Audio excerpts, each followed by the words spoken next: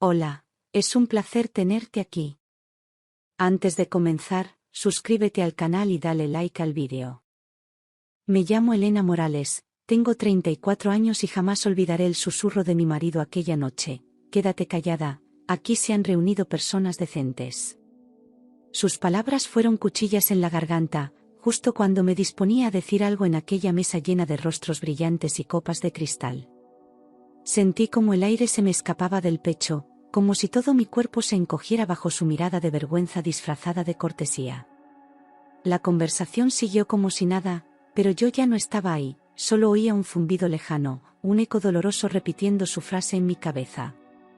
Mientras los demás reían, yo mordía mi lengua con fuerza, sabiendo que un gesto en falso podía convertirme en el espectáculo de la noche. En ese instante, entendí que no estaba casada con un hombre, estaba encadenada a una apariencia. Era la cena anual de la asociación empresarial más importante de Madrid, y yo había preparado mi mejor vestido para acompañarle, uno rojo oscuro, sobrio, elegante, elegido con esmero tras semanas de dudas. La alfombra del salón parecía hecha para pisarla con miedo y cada lámpara de cristal colgaba como testigo silencioso del poder. Los camareros deslizaban bandejas de mariscos y vinos caros entre las mesas, mientras los invitados intercambiaban elogios con sonrisa ensayada. Yo apenas respiraba, procurando no estorbar, no fallar, no ser la nota disonante entre tanto apellido ilustre. Pero por dentro, deseaba que Javier me tomara de la mano y me recordara que yo también merecía estar allí. Me casé con Javier Llorente hace 8 años, cuando yo todavía creía que el amor podía equilibrar cualquier diferencia. Él era un empresario exitoso, acostumbrado al lujo desde la cuna, heredero de una de las mayores fortunas del país y educado entre colegios privados y veranos en Ginebra. Yo lo admiraba, me deslumbraba su seguridad, su manera de hablar del mundo como si todo le perteneciera. A su lado, me sentí por un tiempo parte de algo más grande, como si pudiera transformarme. Pero con los años, comprendí que no me había casado con un hombre, sino con un estatus que nunca me incluiría del todo. Yo, en cambio, crecí en un pequeño pueblo de Castilla-La Mancha, rodeada de trigales y madrugones, hija de un panadero que amasaba con las manos heridas y una maestra que recitaba a Machado mientras cocinaba lentejas. En mi casa no había lujos, pero sí respeto, palabras sinceras y una dignidad que jamás me hizo sentir pobre. Fui la primera en estudiar en la universidad, con becas y trabajos de medio tiempo, y cada logro lo celebraba con lágrimas y cartas de mis padres. Años después, cuando conocí a Javier, pensé que esa historia le parecería admirable. Me equivoqué, para él, era solo una anécdota pintoresca. Desde el principio, la familia de Javier me hizo sentir que no pertenecía a su mundo, aunque nunca lo dijeron abiertamente. Lo insinuaban con miradas al menú cuando pedía lo que no debía, con correcciones disfrazadas de consejos y con silencios incómodos cuando hablaba de mi familia. Su madre, elegante como una estatua de mármol, me preguntó una vez si me resultaba difícil entender el arte moderno. Su hermana, Lucía, se burlaba de mi acento cada vez que podía. Y aunque Javier nunca las detuvo, siempre me decía que no me lo tomara tan a pecho, que eran cosas sin importancia. En público, Javier era encantador, ese tipo de hombre que sabe cómo brillar sin opacar, que saluda a todo el mundo por su nombre y hace reír hasta al camarero. Yo lo veía moverse entre los empresarios como un rey en su corte, impecable, seguro, admirado por todos. Me tomaba del brazo, me presentaba como su maravillosa esposa y me sonreía como si fuésemos felices. Pero en privado, su voz se volvía más baja, más cortante, y cada elogio que recibía se transformaba en una razón para recordarme que sin él yo no sería nadie. Lo peor es que por años lo creí. Pasé semanas eligiendo el vestido adecuado, practicando cómo comportarme y repasando el protocolo con la intensidad de una estudiante antes de un examen. Leí artículos sobre modales en cenas formales, miré vídeos de oratoria y hasta contraté una asesora de imagen sin que Javier lo supiera. Quería que se sintiera orgulloso de mí, que no tuviera que justificarse por llevarme. Soñaba con que esa noche fuese diferente, con que por fin él me viera como una igual. Pero el esfuerzo solo sirvió para disfrazar una verdad que ya empezaba a asfixiarme. Al llegar al banquete, sentí como decenas de ojos me examinaban de arriba abajo, como si intentaran descifrar qué hacía yo en medio de tanta élite. Cada paso sobre el mármol era una prueba, cada sonrisa un reto, y cada gesto debía ser medido al milímetro. Algunas mujeres me saludaron con cortesía distante, como si les molestara tener que fingir amabilidad. Los hombres, en cambio, me miraban con esa mezcla de curiosidad y condescendencia que duele más que el desprecio abierto. Y allí estaba yo, apretando los dientes y fingiendo que no notaba nada. Una mujer se acercó a Javier, alta, rubia, con un vestido que valía más que mi sueldo de un año, y le dijo: «Qué gesto tan noble el tuyo, traerla contigo». Lo dijo con una sonrisa dulce, pero sus ojos me atravesaron como puñales envenenados. Javier soltó una risa ligera, como si la broma le hiciera gracia, y luego me miró de reojo, evaluando mi reacción. Sentí que todo mi cuerpo se tensaba, como si el aire se volviera más denso de repente.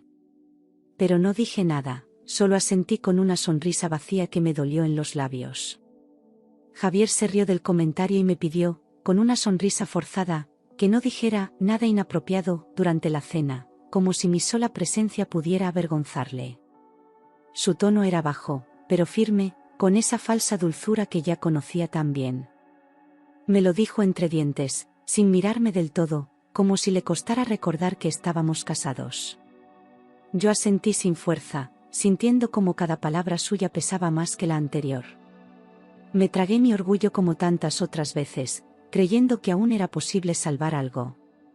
Cuando intenté participar en una conversación, mencionando un dato que había leído sobre economía social, Javier me interrumpió con una carcajada seca y se inclinó hacia mí para susurrarme al oído: «Quédate callada, aquí se han reunido personas decentes». Fue en ese instante, justo en medio de las risas ajenas y las copas alzadas, que algo dentro de mí se quebró para siempre. No fue solo la humillación, sino la frialdad con la que lo dijo, como si de verdad creyera que yo no valía nada. Sentí el corazón encogerse, y supe que jamás olvidaría ese momento. Porque ese fue el instante exacto en que dejé de amarle. Sentí que mis ojos se llenaban de lágrimas, pero tragué el orgullo como si fuera una piedra afilada atravesando mi garganta. No iba a darle el gusto de verme débil delante de sus colegas, no esa noche, no después de todo lo que había soportado. Respiré hondo, agarré la copa con fuerza y fingí que nada me dolía. Escuchaba voces alrededor, pero ya no distinguía palabras, solo ruido, solo ecos. Mi única meta era sobrevivir hasta el postre sin derrumbarme. En ese instante, vinieron a mi mente todas las veces que me había hecho sentir pequeña, cuando corrigió mi forma de hablar en casa de sus padres, cuando ocultó que yo trabajaba, cuando se burló de mi vestido en aquella gala. Cada uno de esos momentos parecía lejano, pero esa noche, todos regresaron como fantasmas a recordarme quién era yo para él. No su igual, no su compañera, sino una figura decorativa que debía mantenerse callada. Me odié por haber aguantado tanto tiempo creyendo que el amor todo lo justificaba. Pero ya no era una joven ingenua, era una mujer al borde del límite. Esa noche, algo dentro de mí cambió, sin ruido, sin palabras, como un cristal que se agrieta en silencio antes de romperse por completo. Decidí que no volvería a permitir que nadie me humillara así, ni siquiera el hombre con el que compartía mi cama. No sabía aún cómo lo haría, pero supe que el principio del fin acababa de empezar. Me juré que, a partir de ese momento, cada lágrima sería convertida en fuerza. Y lo más importante, no volvería a avergonzarme jamás de ser quien soy. Justo cuando pensaba que nada más podía suceder, el presentador del evento subió al escenario y anunció que una persona especial hablaría sobre emprendimiento social. Todos aplaudieron con cortesía, distraídos, sin esperar nada relevante. Yo seguía inmersa en mis pensamientos, deseando que la noche terminara de una vez. Pero entonces, algo en su voz me hizo levantar la cabeza. Estaba diciendo mi nombre. «Señoras y señores, recibamos a Elena Morales», dijo. Y el mundo se detuvo. Cuando mencionó mi nombre, Javier giró la cabeza lentamente, con una expresión que nunca antes le había visto: pánico. No sorpresa, no molestia, sino verdadero pánico, como si de pronto alguien le hubiera arrancado la máscara frente a todos. Su mandíbula se tensó, su sonrisa se borró, y sus ojos buscaron los míos como si quisiera detenerme sin palabras.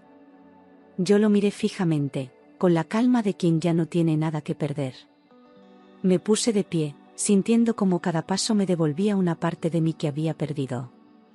Durante años, había trabajado en secreto en una fundación para mujeres en situación vulnerable, una idea que nació de mis propias heridas. Aprovechaba mis ratos libres, mis fines de semana, y todo el dinero que Javier no controlaba, para ayudar a mujeres como yo. Nadie en su mundo lo sabía, porque él jamás se interesó por lo que yo hacía más allá de su círculo. Lo construí en silencio, con pasión, con convicción, con la certeza de que algún día ese proyecto sería mi escudo. Y ahora, por fin, ese día había llegado. Mis piernas temblaban, pero cada escalón que subía era un paso lejos de la mujer invisible que había sido.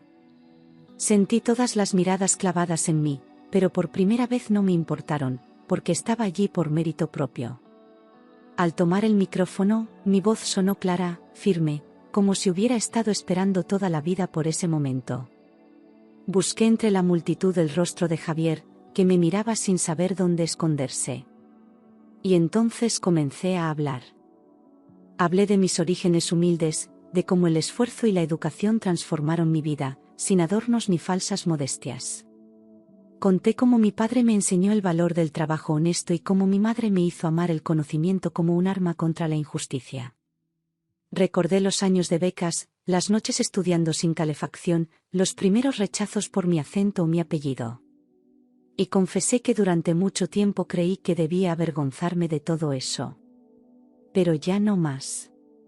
A medida que hablaba, la sala se fue quedando en silencio absoluto, como si cada palabra rompiera una capa de hipocresía suspendida en el aire. Vi cómo algunas mujeres asentían discretamente, como algunos hombres bajaban la mirada con incomodidad. Mis palabras no eran un ataque, eran una verdad largamente callada, una declaración de dignidad. Y mientras hablaba, yo misma me descubría, más fuerte, más libre, más viva. Nadie interrumpía, nadie fingía cortesía. Me estaban escuchando de verdad. Revelé que la fundación que había creado había ayudado ya a más de 3.000 mujeres a crear sus propios negocios, sin depender de ningún apellido, fortuna ni marido. Mostré cifras, casos, testimonios reales que hablaban de superación, de libertad económica, de vidas reconstruidas. Fue entonces cuando la sala, que me había recibido con condescendencia, empezó a transformarse. Unos aplaudieron tímidamente, otros se miraron incómodos, pero ya no podían ignorarme. No era solo la esposa de Javier Llorente, era Elena Morales. Muchos de los presentes se pusieron de pie para aplaudirme con admiración, y ese sonido fue como una caricia inesperada tras años de silencio forzado. Vi rostros que antes me evitaban ahora llenos de respeto, y comprendí que, por primera vez, no era yo quien debía sentirse fuera de lugar. Algunos incluso se acercaron tras el discurso para felicitarme, preguntarme más, pedirme contacto. Yo les sonreía, con la serenidad de quien ya no necesita demostrar nada. Y en medio de esa ovación, supe que había comenzado una nueva etapa. Al mirarle, vi su cara desencajada por la vergüenza y el miedo, como si la estructura perfecta de su vida comenzara a desmoronarse delante de todos. Ya no era el hombre seguro que dominaba cada espacio, sino alguien que no sabía dónde poner las manos ni cómo sostener la mirada. Intentó aplaudir, pero lo hizo tarde, torpemente, como si su cuerpo no le obedeciera. Y en ese gesto, por fin vi su verdadera talla, no era grande, solo estaba bien disfrazado. Esa noche, la máscara se le rompió sin remedio. Varios periodistas se acercaron para entrevistarme, y mi nombre comenzó a aparecer en titulares que jamás imaginé ver. Elena Morales emociona con un discurso sobre superación y dignidad, decía uno. La mujer detrás de una fundación que transforma vidas, titulaba otro. Las cámaras, que antes se giraban hacia mí solo por ser la esposa de alguien, ahora me buscaban por lo que yo había construido. Javier observaba desde la sombra, reducido a un silencio que por fin le hacía justicia. Javier intentó acercarse a mí con una sonrisa forzada, como si aún tuviera el control de la narrativa, como si pudiese fingir que todo estaba bien. Se inclinó para decirme que había estado increíble, pero yo di un paso atrás, manteniendo la distancia con elegancia. No hubo escándalo, no hice una escena, solo lo miré a los ojos y le agradecí con frialdad por haberme inspirado. Sus mejillas se tensaron, su mirada se apagó, y por primera vez no tuvo una respuesta preparada. Porque ya no jugábamos en el mismo tablero. En el coche, guardamos un silencio absoluto que lo decía todo, como si las palabras hubieran perdido su utilidad entre nosotros. Javier conducía rígido, con la mandíbula apretada y los nudillos blancos sobre el volante, mientras yo miraba por la ventana, sintiéndome extrañamente libre. No me pidió explicaciones ni hizo preguntas, quizás sabía que cualquier intento sería inútil. Por dentro, yo repasaba cada segundo del evento como quien reconstruye una escena de crimen. Algo había muerto esa noche, y no pensaba resucitarlo. Al llegar, le pregunté sin rodeos si se sentía orgulloso de haberme llamado indecente, frente a todos, con la misma frialdad con la que él solía hablarme. No gritaba, no lloraba, solo buscaba una respuesta honesta después de años de mentiras sutiles. Él desvió la mirada, murmurando algo sobre malinterpretaciones, como si mi dolor fuera un malentendido más. Pero ya no era la mujer que aceptaba medias verdades. Le dije que esa noche había sido la última vez que me callaba por él. Respondió que solo quería evitar que hiciera el ridículo, como si proteger su imagen justificara aplastar la mía. Usó ese tono condescendiente que tantas veces me había hecho dudar de mí misma, pero esta vez no surtió efecto. Le miré sin pestañear, y le dejé claro que quien había quedado en ridículo había sido él, por no saber valorar a quien tenía al lado. Intentó cambiar de tema, minimizar lo ocurrido, pero era tarde. El respeto que aún quedaba entre nosotros se rompió para siempre.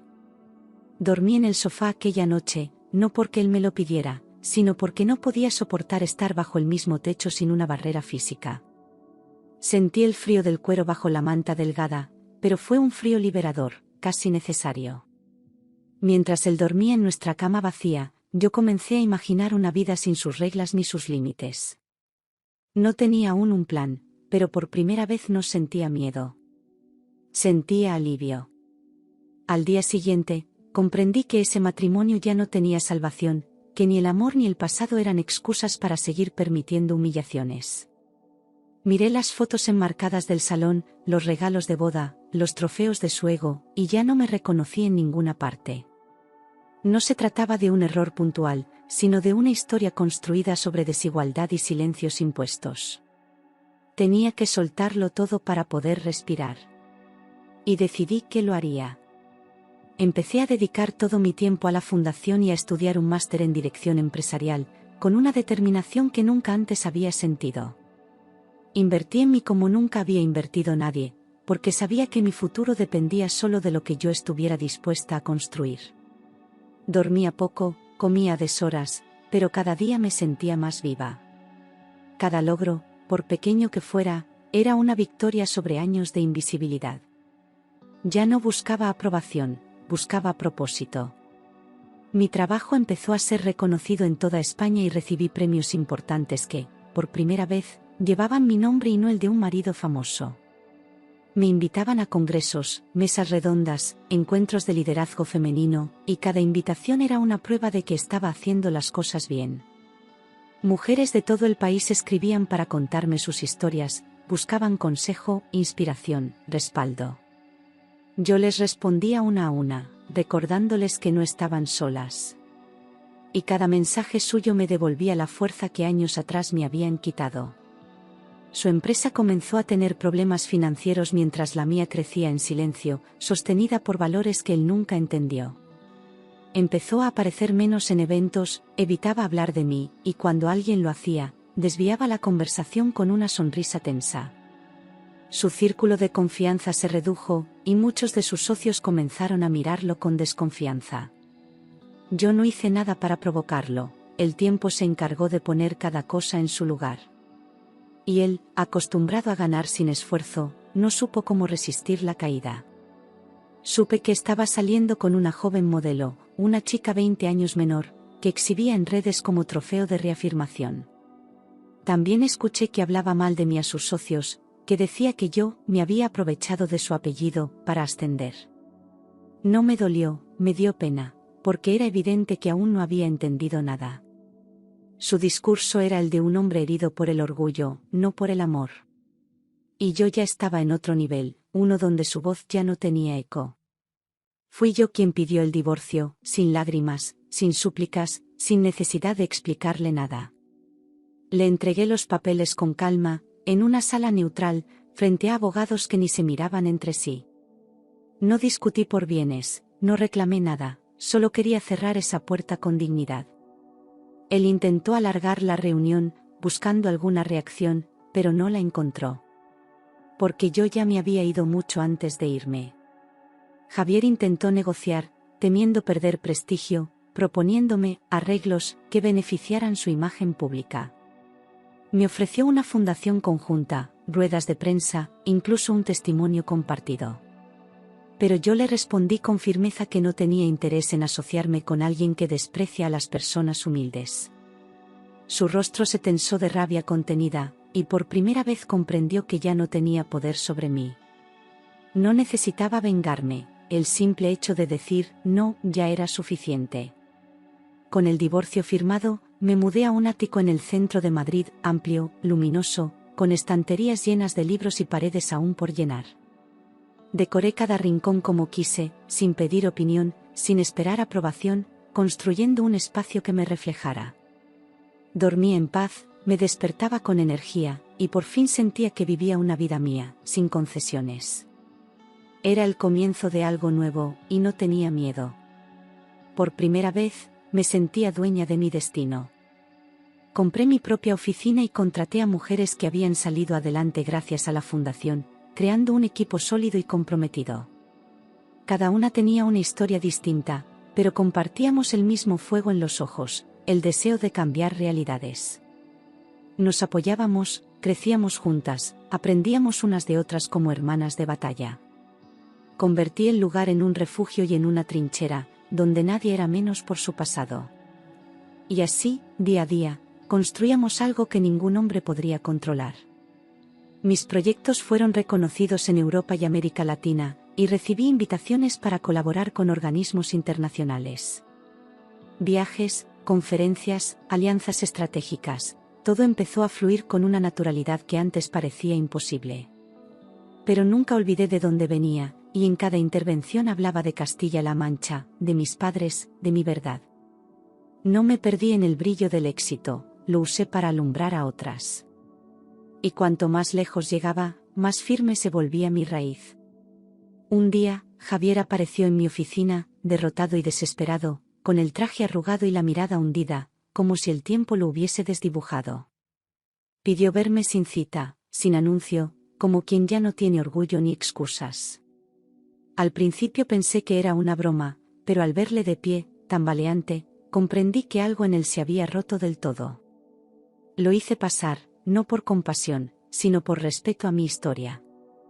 Y cuando se sentó frente a mí, supe que no venía a atacarme, sino a pedir ayuda. Me pidió que invirtiera en su empresa, que estaba al borde de la quiebra, que podía ser una alianza estratégica y beneficiosa para ambos.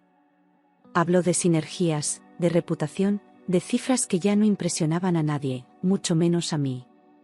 Intentó usar un tono profesional, pero la voz le temblaba y evitaba mi mirada como un niño pillado en falta. Yo le escuché entera, sin interrumpir, dejando que agotara su discurso. Y cuando terminó, solo me incliné ligeramente hacia él y le respondí con la verdad que nunca quiso oír. Le dije que no tenía interés en asociarme con alguien que desprecia a las personas humildes, que los números no borran el daño, y que la dignidad no se negocia. Javier se quedó en silencio, como si no comprendiera que mi negativa no era por orgullo, sino por principios. Le expliqué que una empresa sin valores no es sostenible, y que yo ya no invertía en lo que no creo. Vi cómo tragaba saliva, herido en lo más profundo de su ego. No había rabia en mis palabras, solo claridad. Días después, su empresa fue absorbida por un fondo que llevaba meses negociando silenciosamente, dirigido por mí. Era una operación legal, limpia, estratégica y necesaria para salvar los empleos que él había puesto en riesgo por su soberbia. No lo hice por venganza, sino por justicia y visión de futuro. Cuando se enteró, me llamó varias veces, pero no respondí. Ya no tenía nada que decirle. Fui nombrada presidenta del nuevo consejo directivo, y en la primera reunión, Javier fue citado para comunicarle su despido. Entró en la sala con el gesto cansado, sabiendo lo que venía, pero sin la dignidad de asumirlo. Yo lo miré a los ojos, sin odio, solo con la serenidad de quien ya no teme a nada. Le agradecí su tiempo en la empresa y le deseé suerte en su próximo camino. Y en ese instante, supe que por fin había recuperado el control de mi vida. Lo miré a los ojos mientras le decía, ahora sí, puedes quedarte callado, devolviéndole, sin gritos, aquella frase que me partió el alma años atrás. Fue un instante breve, pero eterno, en el que todo el dolor se transformó en fuerza y todo el silencio en poder. Javier bajó la mirada, derrotado, sin palabras, sin escudos, como un eco de sí mismo. Salió de la sala con pasos lentos, como si cada uno pesara más que el anterior.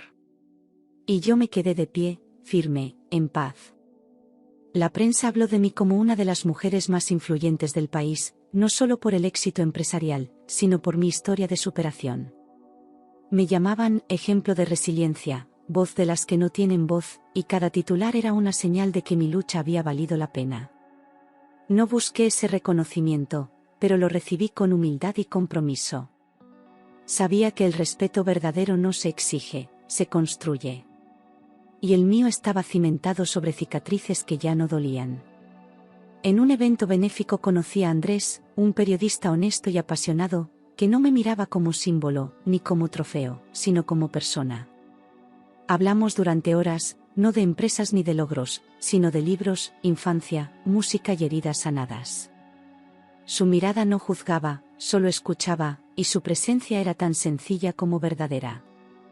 No fue un flechazo, fue una conexión lenta, pero real. Y por primera vez, sentí que podía volver a confiar. Andrés nunca me juzgó por mi pasado, admiraba mi fuerza, pero también aceptaba mis dudas, mis silencios, mis días grises. No intentaba salvarme ni corregirme, me acompañaba. A su lado, aprendí que el amor no es control ni sacrificio, sino libertad compartida. Caminábamos juntos, sin jerarquías ni máscaras, sin necesidad de fingir. Y cada día con él era un acto de reconciliación conmigo misma. Aprendí a perdonarme por haber permitido tanto desprecio durante años, entendiendo que la culpa no era mía, sino del miedo que arrastraba. Dejé de reprocharme por no haberme ido antes, y comencé a valorar la mujer en la que me había convertido.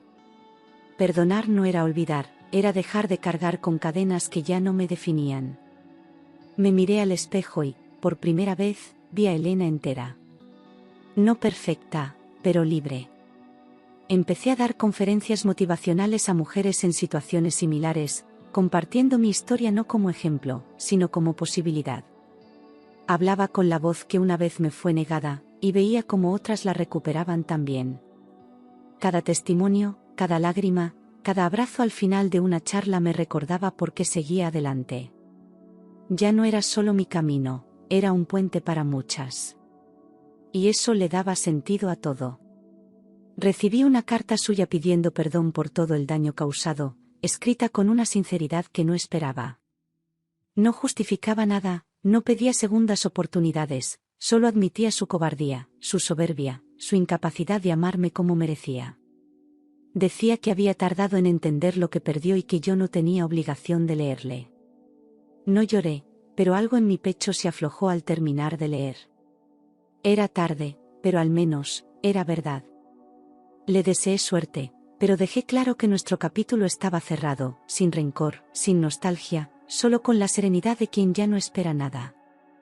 No respondí con largos discursos, solo unas líneas firmes donde agradecía su carta, pero también reivindicaba mi distancia. No necesitaba castigarle, ni redimirle, porque ya no era parte de mi historia presente. Le deseé paz, pero lejos. Y con eso, se cerró la última puerta del pasado. Volví a acercarme a mis padres y a mis raíces, a quienes había descuidado durante años intentando encajar en un mundo que no era el mío.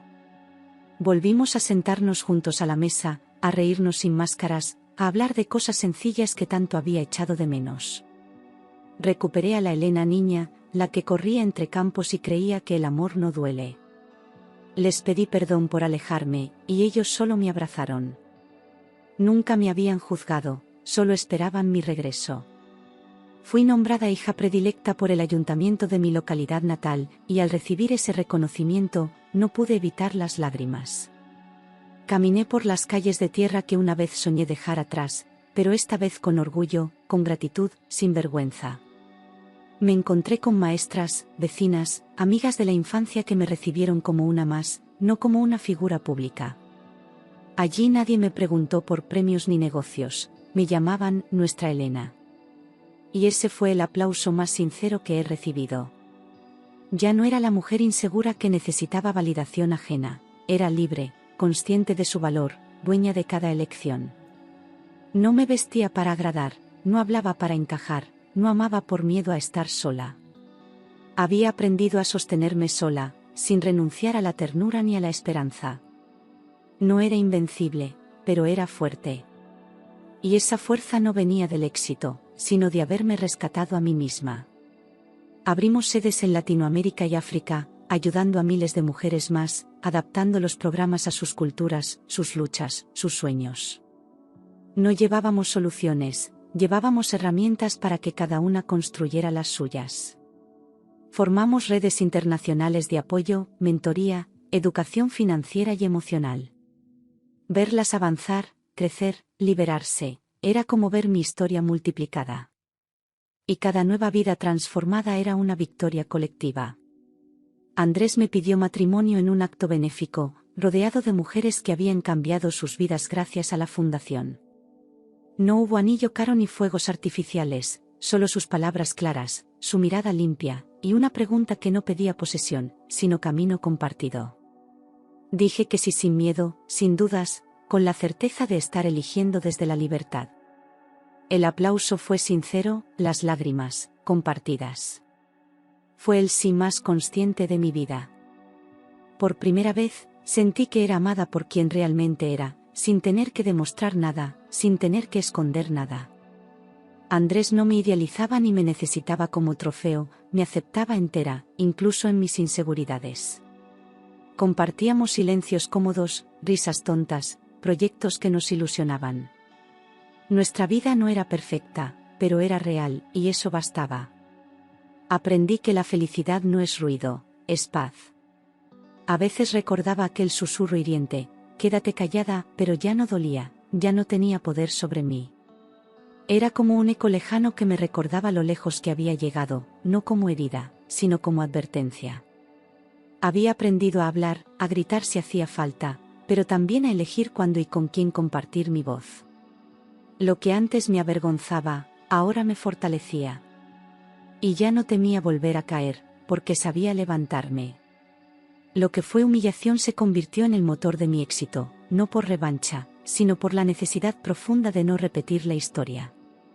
Cada vez que alguien me preguntaba cómo lo logré, les decía la verdad, me rompieron, sí, pero decidí no quedarme rota. La fuerza no vino de resistir, sino de reconstruirme con otros materiales. Ya no era de cristal, era de fuego. Y el fuego, cuando se canaliza, ilumina. Mi nombre apareció en la lista de las 100 mujeres más influyentes del mundo, y aunque me sentí agradecida, no fue eso lo que más me enorgulleció. Lo que me llenaba era ver a mujeres anónimas transformando barrios, abriendo escuelas, protegiendo a otras. Lo importante no era estar en una lista, sino saber que mi voz ya no me pertenecía solo a mí. Era semilla, era puente, era altavoz. Y mientras pudiera, seguiría usándola. Mi fundación se convirtió en un símbolo de esperanza y superación, presente en comunidades olvidadas, donde antes solo había abandono. No éramos una marca, éramos un movimiento construido por mujeres que habían tocado fondo y aprendido a volar. Los gobiernos empezaron a escucharnos, las empresas a replicar nuestros modelos, y los jóvenes a estudiar nuestras estrategias. Lo que empezó como un refugio personal se volvió una fuerza colectiva. Y cada paso que dábamos tenía eco en 1000 voces nuevas. Javier pasó junto a mí en un evento, muchos años después, más delgado, más lento, como si el tiempo le hubiese cobrado la deuda pendiente. Yo estaba hablando con una líder indígena sobre proyectos en la Amazonía, cuando lo vi cruzar el salón. No me buscó, no intentó saludarme, ni fingió cordialidad, bajó la mirada y siguió caminando. En sus ojos ya no había soberbia, solo un vacío resignado. Y por primera vez, sentí por él una profunda compasión. Sonreí con calma, sabiendo que había ganado sin necesidad de destruirle, que mi victoria no se medía por su caída, sino por mi renacimiento.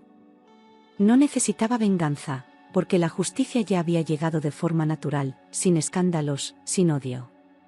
Mi sonrisa no era de orgullo, era de paz, de haber elegido el camino más difícil y haberlo recorrido hasta el final.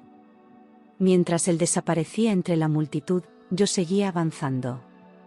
Ligera, fuerte, en silencio, pero imparable.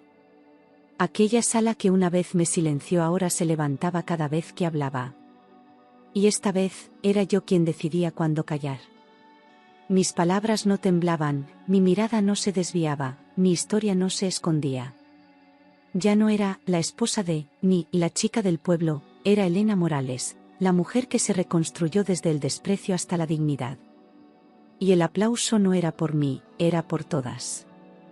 Adoptamos a una niña de 6 años, proveniente de un entorno difícil, con los ojos grandes y silenciosos que tanto me recordaban a mí misma. Le prometí que nadie jamás la haría sentirse pequeña, que su historia empezaba limpia, valiente, suya. Le enseñé a hablar sin miedo, a decirnos sin culpa, a mirar de frente. Y cada noche, al verla dormir, comprendía que el verdadero legado no está en los premios, sino en el amor que dejamos sembrado.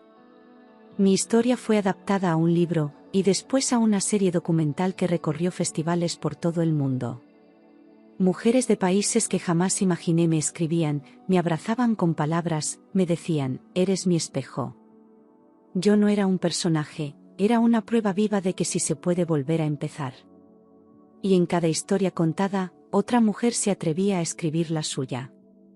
La voz que un día me negaron, ahora abría caminos. Andrés y yo envejecimos sin prisa, sin necesidad de prometer eternidades, solo el compromiso diario de ser honestos y cuidarnos. Compartimos libros, viajes, silencios cómodos, y también discusiones sin miedo a rompernos. Aprendí que el amor no es una cadena ni un contrato, es una elección que se renueva con el tiempo. Y él, cada día, me elegía con la misma ternura del primer día. No era cuento de hadas. Era mejor, era real. Antes de morir, mi madre me dijo que siempre supo que yo volaría alto, pero que su mayor orgullo era ver que nunca olvidé el suelo. Me tomó la mano con fuerza, me miró con esos ojos que jamás juzgaron, y me dio las gracias por haber vuelto a casa. No lloré en ese momento, pero su voz me acompaña en cada decisión, como un faro discreto. Ella fue mi primer ejemplo de dignidad. Y yo, su continuación. A veces vuelvo al parque donde solía sentarme en silencio, en los años en que pensaba que mi vida era una jaula de oro. Me siento en el mismo banco, ahora con una manta, un café y un cuaderno lleno de sueños cumplidos. Miro a mi alrededor y veo a otras mujeres solas, pensativas, quizá rotas. Y me acerco, no como salvadora, sino como testigo de que sí se puede salir. A veces, una sola conversación lo cambia todo. El tiempo pasó, el mundo cambió, pero yo seguí siendo Elena. No una leyenda, ni un mito, ni una figura inalcanzable. Fui carne, fue miedo, fui caída y ascenso. Y cada vez que alguien me decía que era inspiración, respondía con la verdad más sencilla, solo hice lo que muchas hacen en silencio, pero decidí no callar más. Porque el poder más grande que tenemos es reconocernos. Y yo, al fin, me reconocí.